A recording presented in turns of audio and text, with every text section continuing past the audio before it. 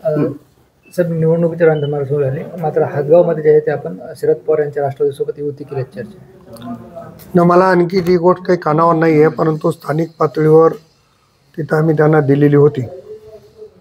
मला असं वाटतं की स्थानिक पातळीवर आमच्या तालुका अध्यक्षांनी वगैरे निर्णय घेतला असेल तर तुम्ही समजून घेऊन त्यांना बोलण्याचा प्रयत्न करेल. पण तुमच्या दल पाठिंबाच नाही. विषय असा आहे की आम्ही त्यांना त्यांच्या स्तरावर करायला जेव्हा परवानगी दिली आणि त्यांनी जर त्यांच्या स्तरावर केली असेल तर आम्हाला ती गोष्ट एखादं समजून घ्यावं लागेल की तिथं का केली.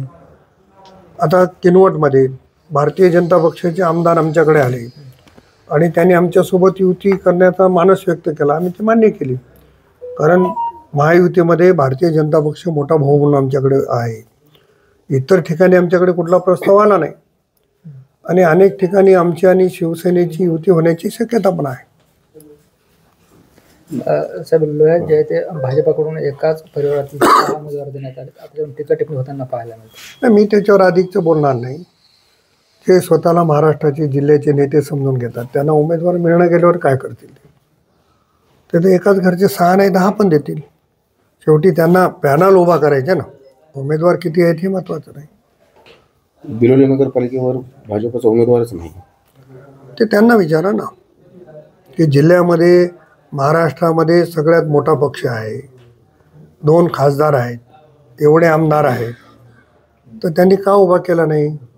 त्यांनी धर्माबादमध्ये सुद्धा भाजपला पाठिंबा न देता आघाडी का उभा केली, हा त्यांचा विषय आहे. त्यांच्याविषयी मी अधिकचं बोलणं, त्यांची पक्षश्रेष्ठी विचारेल त्यांना. भाजपाचे माजी अध्यक्ष जे होते त्यांनी वेगळी आघाडी तयार केली. मी तेच सांगतो की भारतीय जनता पक्षाला बिलोलीमध्ये उमेदवार असतानाही त्यांनी आघाडी केली.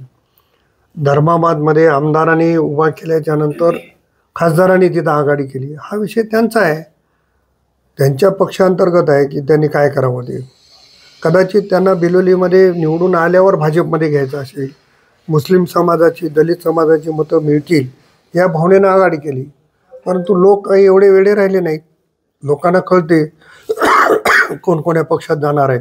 तुमच्या लोह्यात सुद्धा तुम्ही जे शरद पवार उमेदवार दिले, खरं तर भाजपातून घेऊन तुम्ही उमेदवारी दिली त्यांना. तुमच्याकडून विषय असा आहे की शरद पवार गेले अनेक वर्ष माझा कार्यकर्ता होता.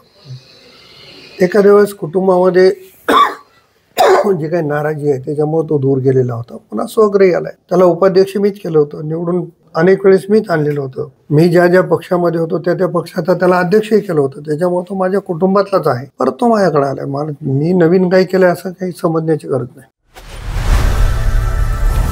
लोकनायक न्यूज